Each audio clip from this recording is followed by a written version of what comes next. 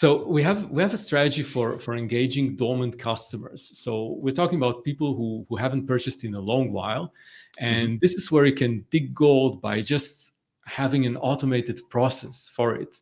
So one way to do it is with a win-back flow, which a lot of brands actually have already in their Klaviyo. They do it, but we've taken it a step further.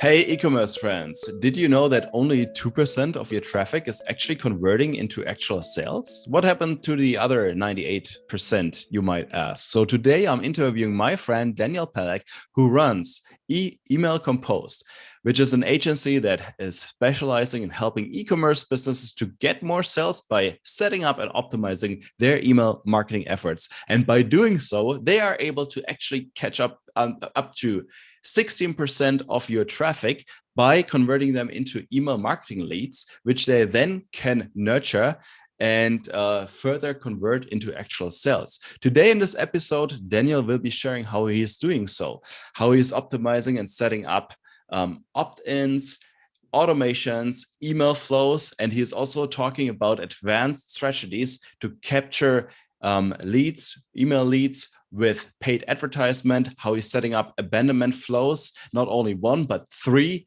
And he gives out much more golden nuggets in this podcast. If you want to connect with Daniel, we have a Facebook group, which you will find below. If you join that, Daniel will be also part of that group. And this is only for e-commerce owners, so feel free to join us. And now stay tuned and watch the show. See you in the inside. Hello, e-commerce friends. Today I'm super excited to introduce you to my friend Daniel Peleg. Daniel Peleg is the founder of Email Composed, and he is a guy who has been living and breathing email marketing for the past decade. He's also a great content writer, and today in the show he wants to share a little bit how you can leverage email marketing to your e-commerce business. I'm especially excited because it's the first time for me to interview a non-e-commerce founder, actually, but also in this podcast, we want to get the good stuff out of people who are real experts in their specialty. And with Daniel, we have an absolute expert in email marketing. So, Daniel, welcome to the show. Thanks for having me, Marco. It's a pleasure to be here. Sweet. Yeah, I already mentioned that you are specialized in email marketing, and you run the agency called Email Composed. Can you tell us a little bit more about yourself and about Email Composed? What is it that you are actually doing there? Sure. So I grew up in Tel Aviv, Israel, aka the startup nation. And I actually did work for years for Israeli tech companies and startup companies. And at some point, I started my entrepreneurial journey and also left the country to start a life abroad.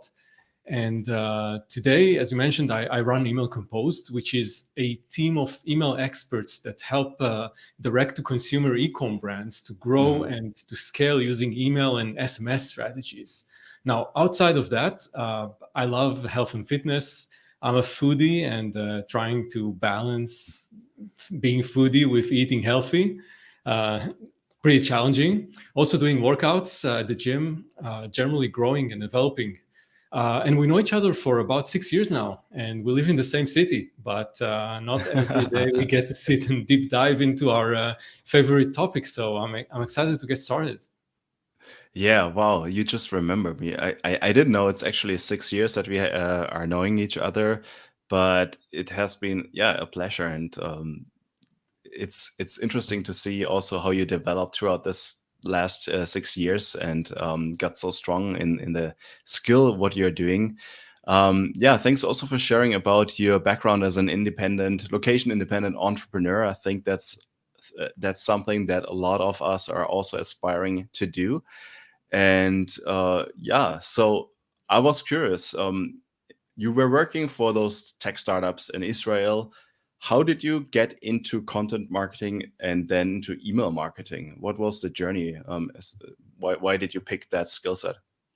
So it was a transition. I got into email marketing by a chance encounter.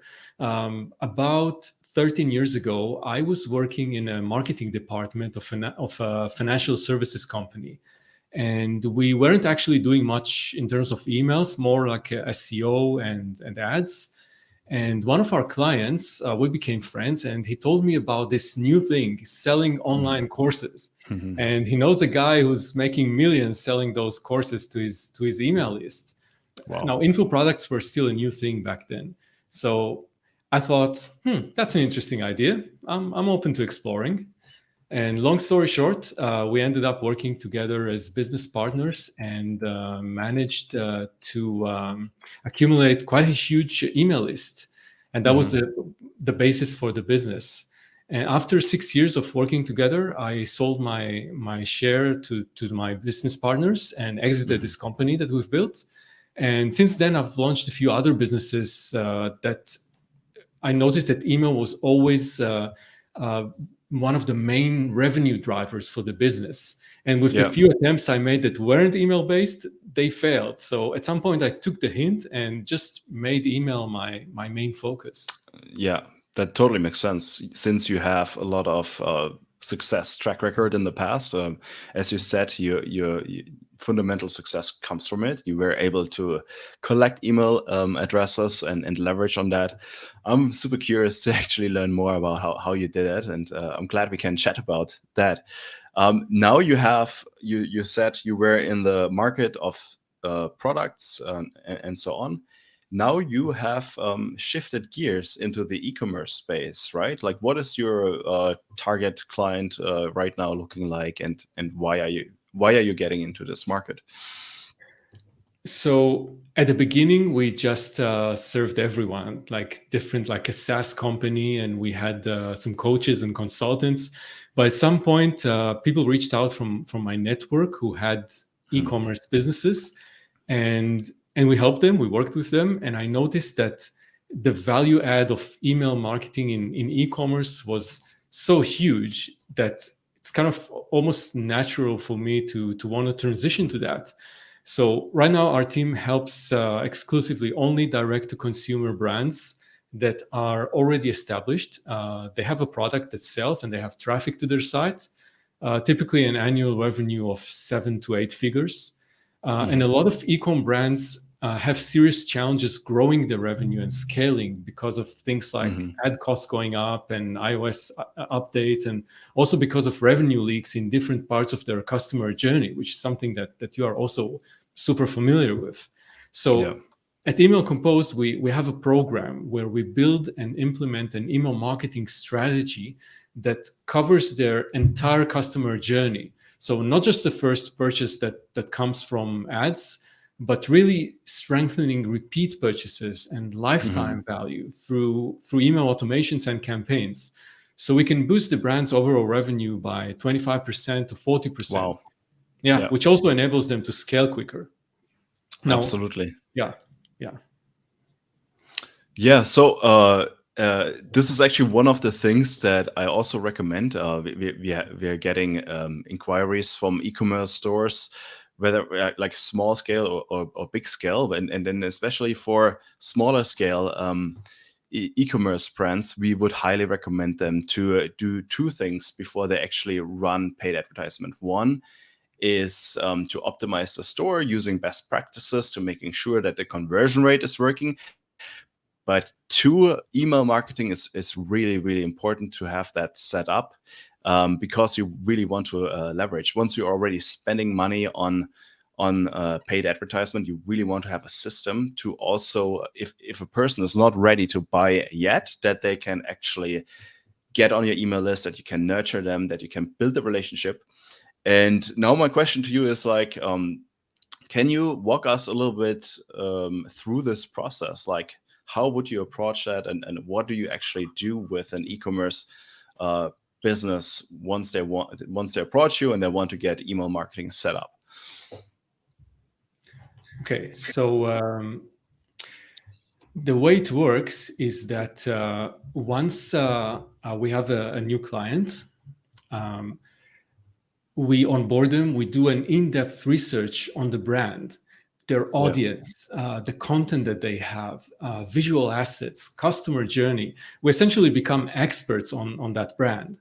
And then the client is assigned a team that consists of an email marketing strategist and a project manager. These are the people that work directly with the client, and they feel like they're part of the brand's team. Now, behind them, there's also a copywriter, someone who specializes in emails. That's all they do. No landing pages, sales pages, or anything. They're just focused on email and SMS copywriting. So they have a kind of deep understanding of what works for that channel. And there's also a graphic designer, quality assurance, and a Klaviyo expert who implements everything in the email platform. And one thing that I structured very intentionally right from the start is that our team is fully remote, and we have team members in both the US and Europe time zones.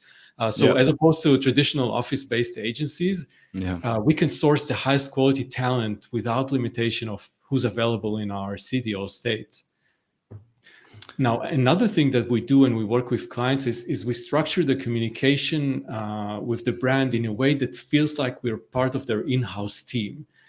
While, of course, we're freeing them up from having to hire a full in-house team to do their emails. And you have to understand, like, they would need an email marketer, an email designer, a Klaviyo expert, and so on. So they don't have to do that. But on the other hand, our team kind of integrates with their own brand. Right. So that's good to know. You have the entire team highly specialized into setting up every little part of the email marketing system. You develop the strategy at first, and then your team can execute it while being able to quickly communicate with the e-commerce owner's team. And are there any recommendations that, like, if someone is new to email marketing, what would you recommend them in terms of overhead strategy? What should they focus on? Should they focus on like setting up different specific flows, or like do you have any tips on how they can capture the email addresses? Like if they just want to get things rolling at first, what would a strategy look like without getting too much into detail, but just on the high level? Like, can you walk me a little bit over the strategy? Yeah, so great question. It actually divides into three parts: the lead capture, collecting the leads that come to visit the site, the automations, which are called flows in Klaviyo, and the campaigns, which are one-off sends of emails, usually timely. Like, for example, Black Friday campaigns are a good example. So let's break that down a little bit. So you have the lead capture stage. It's where visitors come to your site, and the official statistic is that 98% of visitors exit the site without buying and never returning. They just hit the X button, and you never see them again, even though you might have invested a lot in actually bringing that traffic to your site.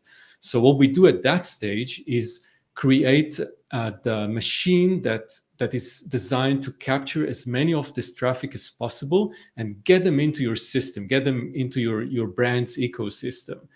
The best way and usual way to do it is via a pop-up. So if you're a new store and don't have a pop-up yet, then definitely get it up and running. And that way we are able to capture anything from 8% to 16% of the visitors, as opposed to just maybe 2% who actually convert into buyers. So that's a great start. Now, once we capture them, they are inside our Klaviyo, they are part of our email list, and we start sending them the automated welcome messages. So this brings us to the second part, which is the automations, the flows. And this is basically a set of email sequences that are triggered in response to events that are happening. So one event that happens, we already talked about, that's when someone registers to your pop-up and gets into your system. So we send them an email that welcomes them to the ecosystem and kind of get them excited about the brand, about the benefits, and what they Yeah. can get out of it. There are other triggered as in response to someone abandoning their shopping cart, or someone having a birthday, things like that. So we have a set of automations that we put in place. And the third stage is when we send those one-off campaigns that are more timely, or either in response to holidays or events, or simply information, or some interesting emails that we want to send our subscribers to nurture them and get them more involved, and get the brand to be top of mind with them. Makes sense. Wow. Yeah, it's good to know that even also when you send traffic from all sorts of channels to the website, and then basically 2% are ready to buy, they might convert with you, which is great. You want to have those customers, but 98% they will bounce in any way without checking out. So email marketing really allows you to capture, you said 8 to 16%, which I didn't know, which is drastically higher. And then you can nurture them with automation and so forth. That's good to know. So what are common mistakes that you see when you take an account over? Because I know that email marketing is not around since yesterday. So a lot of e-commerce store owners, they probably have some kind of system set up. What is their common mistakes that you what could you advise here, like as a top tip to improve? Okay, that's great. Actually, great question, because where our goal is to capture as much as traffic as possible, convert them to buyers, but also we want to mind the customer experience and be sure to have the best possible customer experience. So one of the biggest mistakes is actually sending emails that are only sales oriented. So basically, one sales email after another, without giving any extra value besides the sale, without giving interesting information, or helping your customers solve the problems that they came for you with, or help them with their goals. So this is one. Now, other mistakes can be a little bit more subtle, but I could actually give you an example from a new client that we Yes, started please. working with a few months ago. So it was a supplements brand, and they had a very small in-house marketing team, basically just a marketing manager and her assistant. And they were overstretched as is. And when you're overstretched, you'll probably dread the thought of planning and creating and scheduling 10 or 20 emails a month to all your segments, and nurturing them with value and so on. And then also creating a flow or two with 10 additional emails. So you can imagine that they weren't able to get good results from their email marketing. They were generating 7% revenue from emails. And we aimed to at least triple that revenue, which was very realistic to expect after we've seen what they have. And the way we approached it is first to go for the low-hanging fruits. So the things that they have been missing. So the first few weeks, we rebuilt their abandoned checkout flow, which wasn't bringing as much revenue as it could.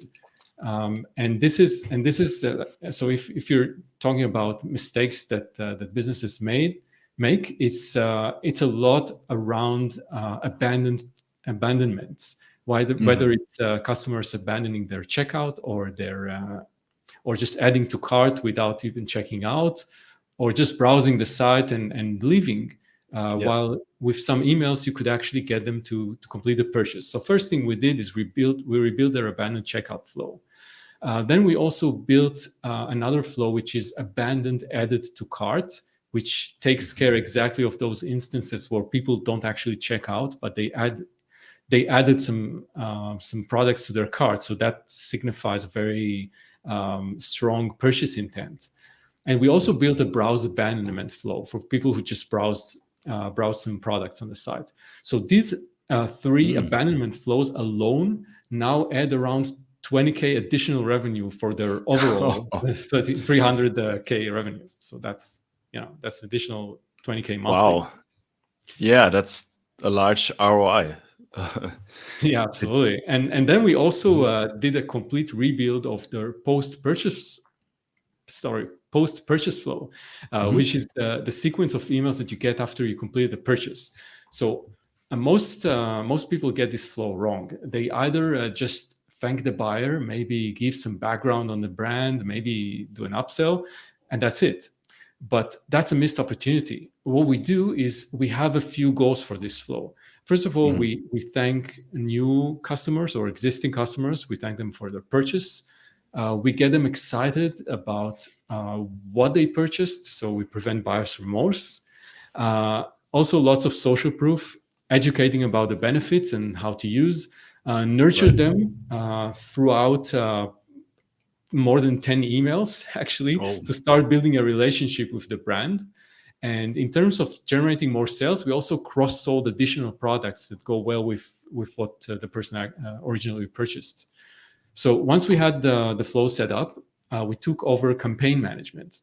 So they were sending just like 1 or 2 emails a month, which is also a mistake that a lot of brands do. They don't send enough emails.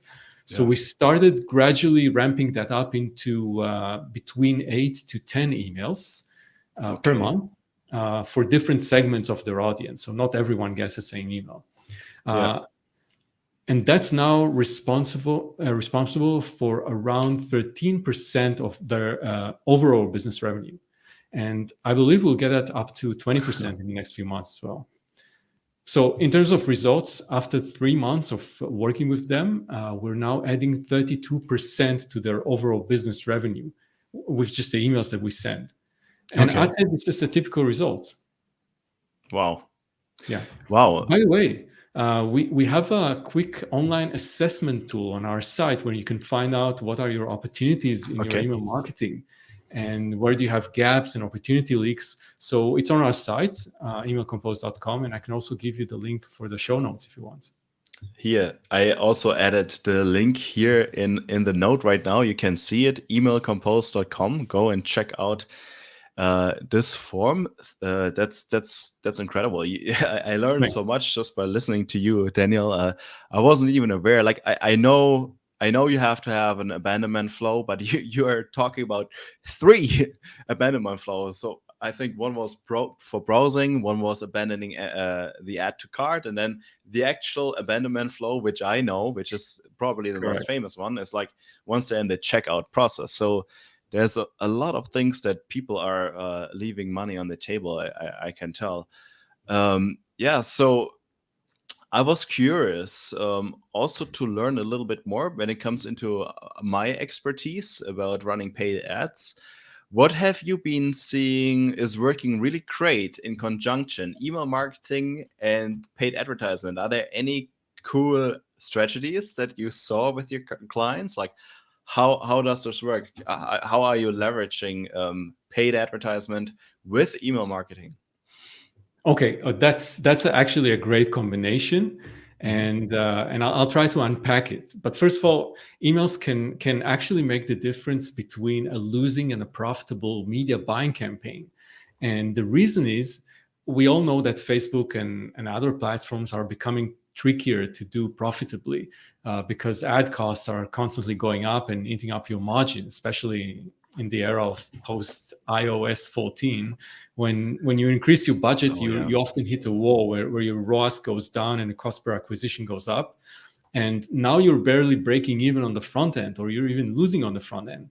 But you're hoping to become profitable on repeat purchases.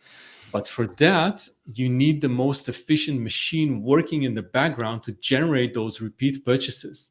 And that's where emails come to the rescue. So we have these two machines working together. On the one hand, the machine that brings the traffic to your site, which is your Hmm. expertise, and then the machine behind the scenes that converts them into either the first purchase or the repeat purchase if Yeah. the first machine haven't converted them already into a purchase. So I can give you an example. We recently started working with a skincare brand, and they suffered from their CPAs going up and their ad campaigns breaking, and the revenue had been cut from 150K monthly to around 70K. So they came to us because they realized that they needed stronger email backend to generate strong repeat sales.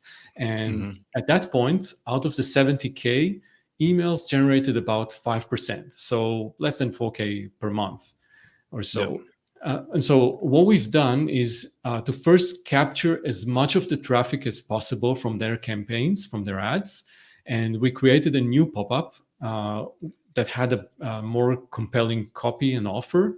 And that almost overnight doubled the amount of Facebook traffic that they captured from 3% to 7%. And then we completely redid their lead capture flow. So to convert as many of those leads to first purchase. Now, on top of that, we took care of the other parts of their backend conversion journey. And we did it with flows such as win back and replenishment, and also by starting to send campaigns on a regular basis. So all of this within about 3 months of working together, they got them a revenue increase of 26% from emails.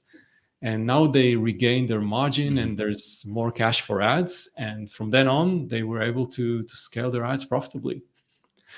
Now, just one thing, the reason we also we were sending campaigns and not just flows is that we wanted to create a more longer term relationship with customers where they keep the brand top of mind for their next purchase and get them more and more excited about the brand. So they keep coming back for more. And that way, each code visitor that you paid for with the ads has a much higher chance of converting into a customer. And after that, convert them into a repeat customer and ideally a brand advocate. And if you want another strategy, which is really please cool, share them all. That's amazing. I can only, wow, my mind is exploding here. Please go ahead. I don't want to interrupt you. Yeah, I love it when we geek out on those strategies. So, absolutely.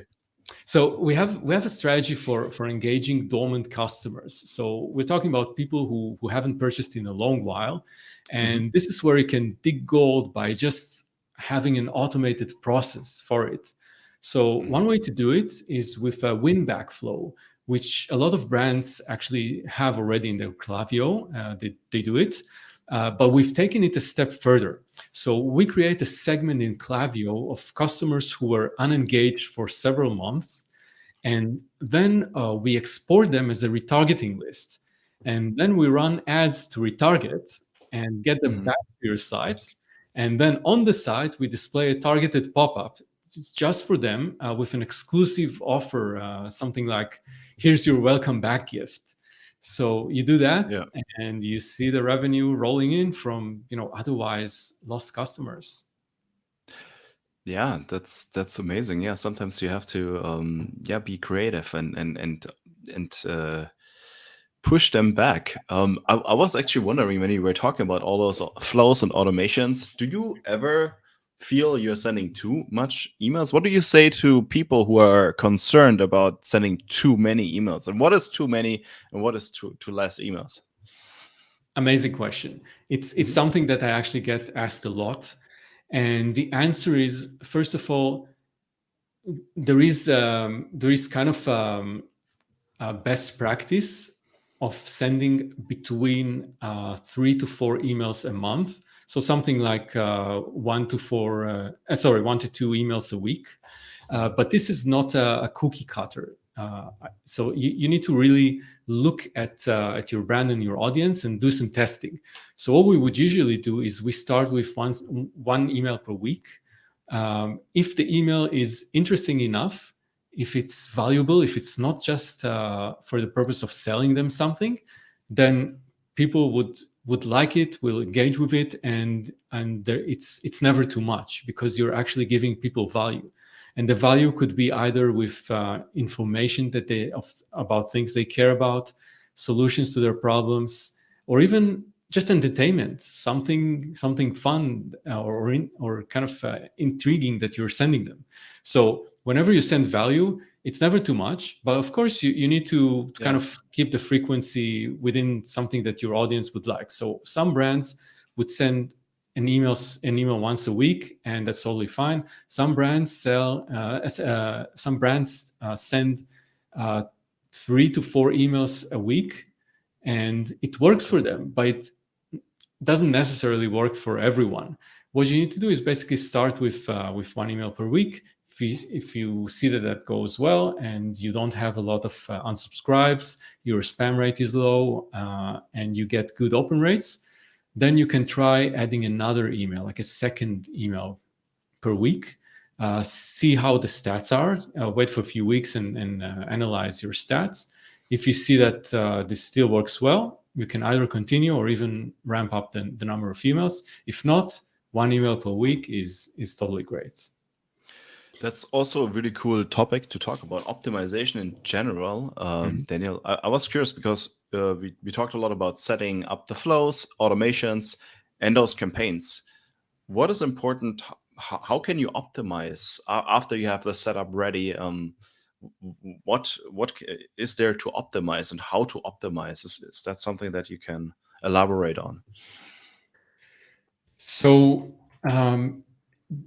first of all, with Klaviyo, and if you're not on Klaviyo and you're doing e-commerce, that's probably a good idea to move to it, because the tools that they give you for analyzing and optimizing your revenue and your email performance in general, your deliverability, the tools are really like top notch. You can't get any better than that. So what we do is, first of all, we examine the stats on a weekly basis and see how our open rates are. If there is an issue with open rates, then you need to look at your subject lines. You need to look at the people you send to. Are you sending to the right people? Are you sending to people who are engaged? If someone haven't opened your emails for a few months, then it might not be a good idea to send them an email. So you can actually exclude them from future sends, and then you get higher open rates. So that's one aspect. Just and one example, of course, there are a lot more, but the idea is that just look at your data, analyze them, and see what levers you can pull to improve them. The second one is going into what Klaviyo calls the benchmarks menu, or the benchmarks facility in Klaviyo. And there you can compare your own stats, whether it's for flows, campaigns, SMS, or actually even the general business stats, like your average cart value.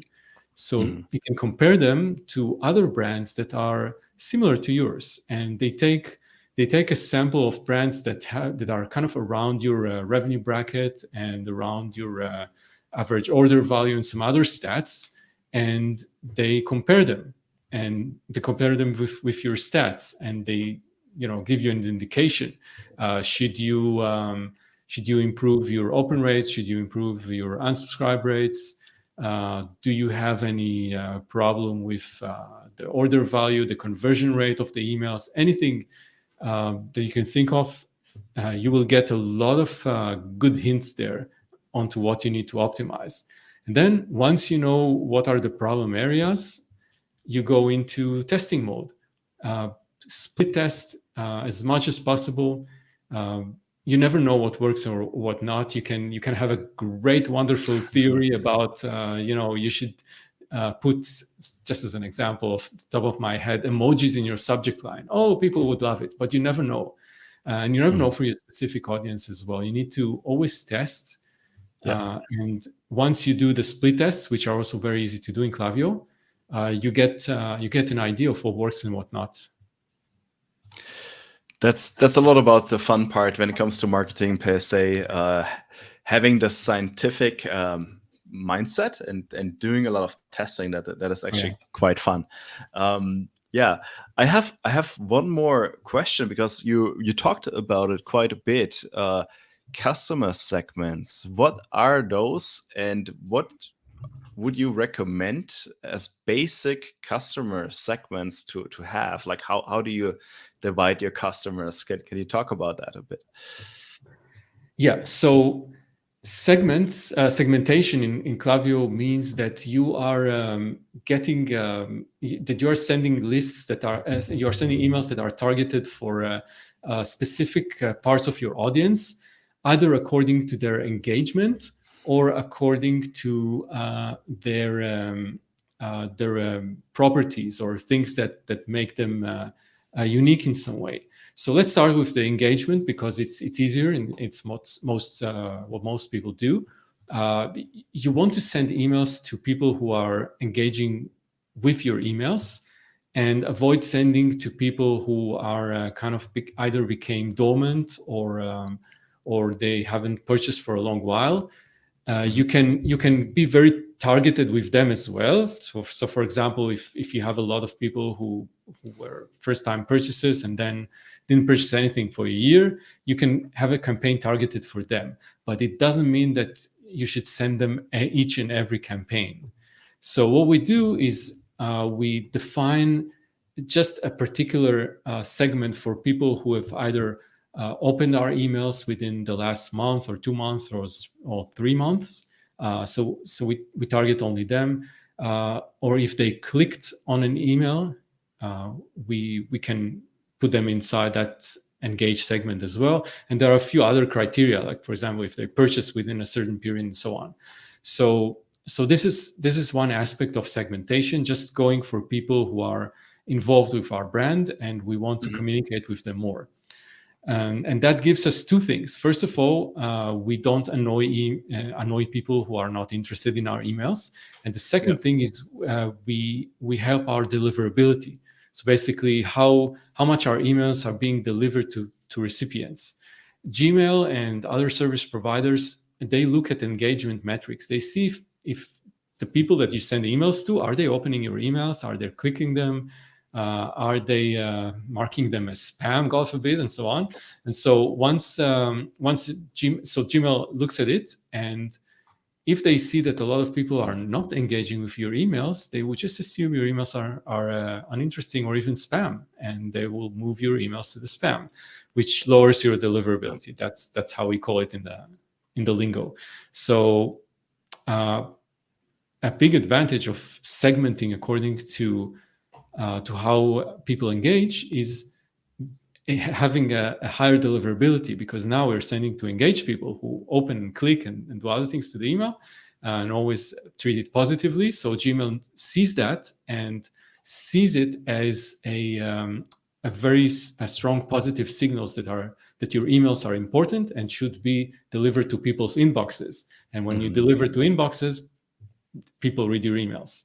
So that is one big advantage of segmentation. The second part has to do with sending the right message to the right people. So let's say you are a pet supplements brand and you have customers who are dog parents and some customers who are cat parents.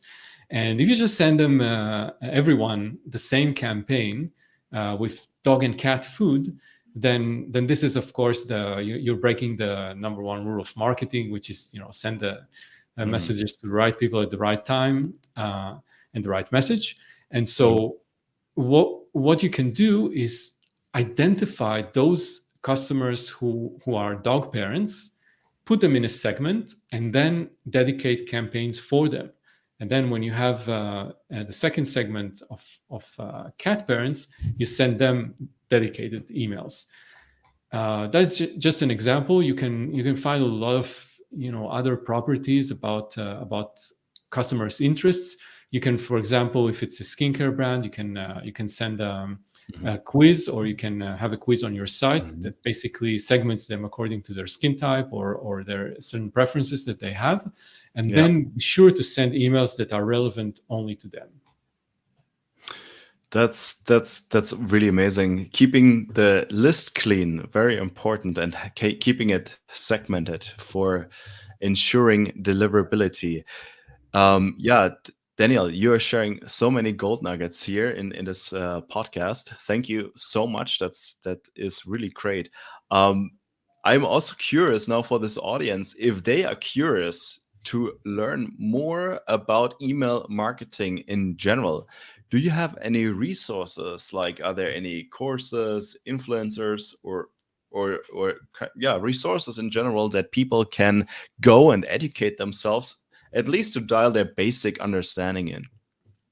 Yeah, so I think Klaviyo is doing a great job at educating the DTC community about email marketing, about best practices. So my go-to recommendation for anyone looking to learn more about email marketing is to go to the Klaviyo website. They have both beginner and advanced tutorials there. And also, our aim at Email Composed is to also educate and share the knowledge that we've gained from working with so many brands. And we do that both on our blog and also on my personal LinkedIn and Twitter accounts. I tweet regularly with email marketing tips and strategies. And by the way, Twitter is, in general, it's a great place to both learn and connect with people who are at the top of the marketing game in the DDC world. So I'd highly recommend for anyone who's not there yet to jump on board. That's amazing. So how can people find you on Twitter and on LinkedIn? They just go and look for your name, Daniel Peleg, I guess, or Yeah, so if you're on Twitter, it's Daniel_Peleg, Peleg. And also on LinkedIn, you can find me by my name. But since I love emails, then you can also find me on email now. So if anyone's got questions, just drop me an email. It's Daniel@emailcomposed with a D.com. And if you want to know where you have opportunities in your email marketing and where you might have gaps and revenue leaks, as we mentioned, there's a quick online assessment on our site. And it's on our homepage. You'll see a button at the top right-hand corner that says "Take the online assessment." So just click it, and you can get it for free. awesome. I will link to all of that in the show notes below. Daniel, thank you so much for this time. Again, it was a big pleasure getting to know all the email marketing secrets, advanced strategies, and whatnot. I am looking very much forward to meeting you soon in person where we can geek out even further. But for now, yeah, thank you so much. I wish you a good day. Absolutely. Thank you so much, Marco. It was such a pleasure and so much fun geeking out on these things. Thank you.